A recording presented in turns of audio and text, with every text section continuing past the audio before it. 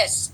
So napag-alaman natin sa ating puting ahas na imagine mo, Brother Glenn, habang naghihirap ang taong bayan, doon sa party, maliban na sa sobrang talagang fabulous yung mga food nila, then may paraffle sila na 500,000 pesos. Okay? 500,000 pesos and trip abroad.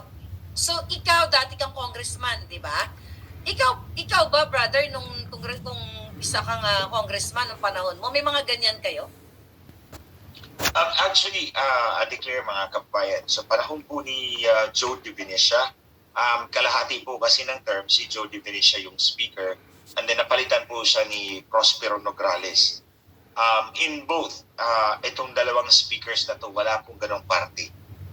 I did not recall that we were invited to a party kung saan nagra-raffle ng limpak-limpak na pera at namimigay ng mga babae. Wala pong ganon sa panahon ni Speaker Joe De Venecia and Speaker Prospero Nograles. I think dito lang to sa panahon ni Tambaloslos. Anyway, he's well known as being Tambaloslos. So pangalanan na lang natin siya as Tambaloslos. And exactly, Tambaloslos nga for what he's doing. And Go ahead. you know, I declare mga kababayan,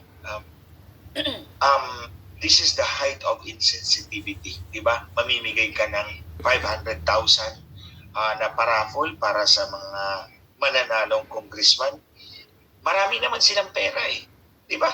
Yeah. Most of Sila, may nakaw sila. most of them, not all of them, ay mga magnanakaw.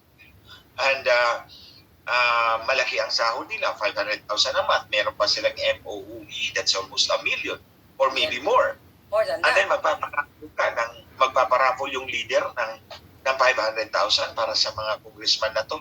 That's the height of insensitivity. Alam niyo mga kababayan, kayong nanonood dito sa video na to, magkano lang ba ang kanyo yung gastusin para sa Noche Buena ngayong gabi?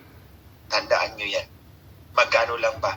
Alam mo, when I was in the private sector before ako naging congressman, I was working in a supermarket.